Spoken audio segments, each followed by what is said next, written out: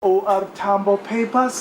of South Africa's most valuable and sacred liberation history records as supplied by the country's former liberation movements themselves. The majority of the records inside here are from the governing ANC right through to PAC, AZAPO and the Black Consciousness Movement, among others. They are preserved and made available for public consumption. Fort Hare University, one of Africa's premier universities, has the honor of being home to these. There is no other university that can claim that type of history that the University of Fort Hare keeps with it here.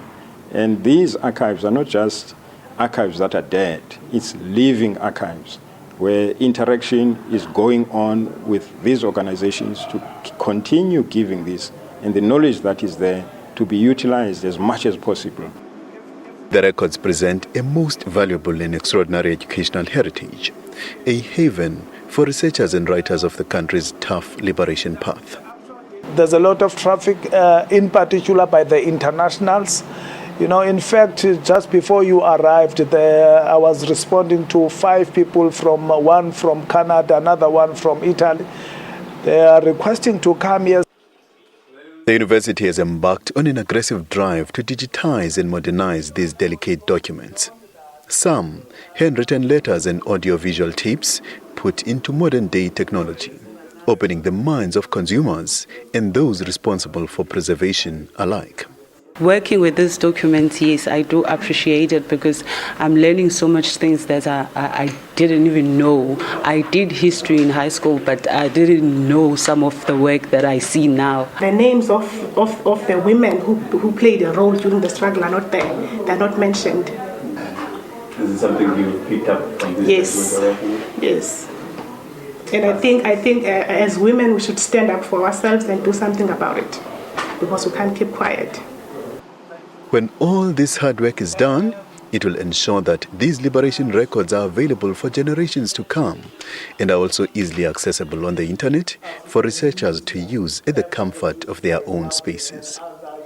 Unathi Binqose, SABC News, Alice.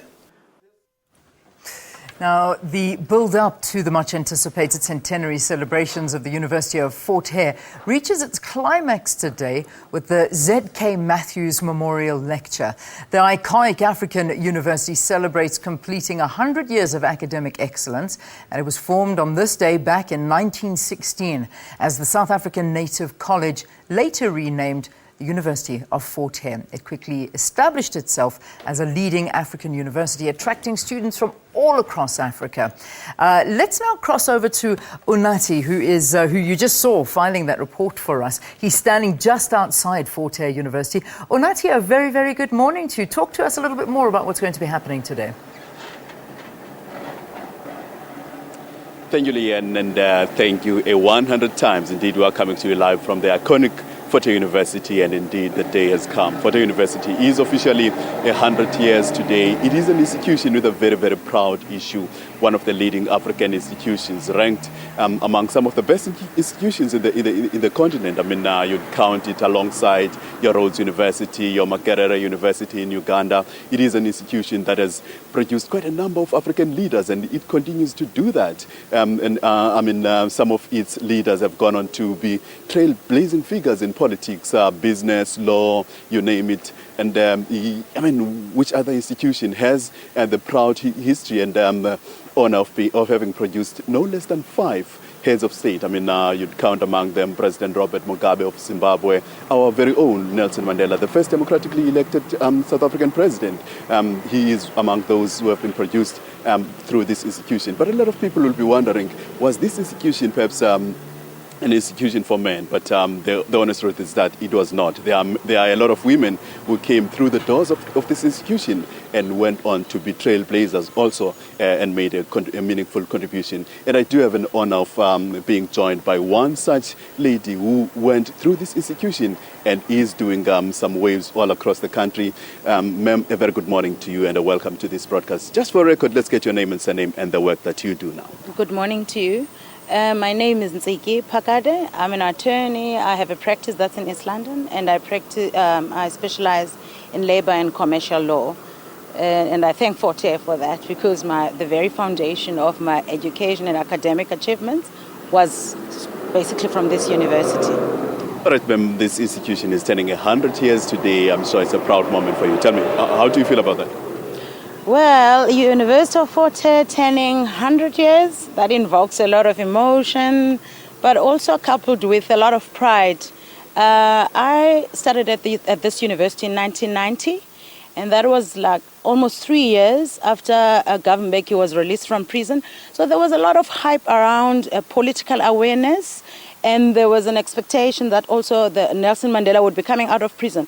There was a lot of political awareness, even from us who came from boarding school, were never activists. So it invokes a lot of emotions, but also there's a lot of excitement because there's been a lot of achievements that Fort Hare is renowned of. And that is basically quite a lot of legal eagles in the legal fraternity come from this university. You've got people like Mr. Ngutlu, who also is a leader in business. He comes from this university. But also the other thing that gives one pride is that it was not only men. We've got Manto Shabalala, who came from this university. We've got the previous Minister of Communications, I'm not sure which year, but also she hails from this university. So this is quite exciting. It's more exciting also for the current youth that are here in this university at the moment, because the history itself is motivation for them to know that there is a particular acknowledgement and affirmation of the university that they are in, but it doesn't end there. I think it should basically make them see possibilities, because obviously the leaders that were here before were not privileged either, and they had much more challenges than the youth of today. So they should know whatever challenges are there in the education system and institutions and financially, there is a way out. And one of the things that they can learn from the previous leaders is the fact that it was not all about them. It was always about, let us get education so that we can liberate the black person, we can liberate the African mind. And with that in mind, I think the students of today should have something to hold on from, to draw from, and draw strength to ensure that they succeed in the future. All right, ma'am, tell me just some of your experiences while you were learning. You were a student here. I'm sure there were some challenges that you had to overcome. Yeah. Maybe I'll tell you about the exciting experiences first. We had Chris Hani visiting. At the university. Ma'am, because of time, let us keep it there. Well, that was one of the former students of this institution, but because of time, allow us to link to an ad break, and Leanne will be waiting on the other side.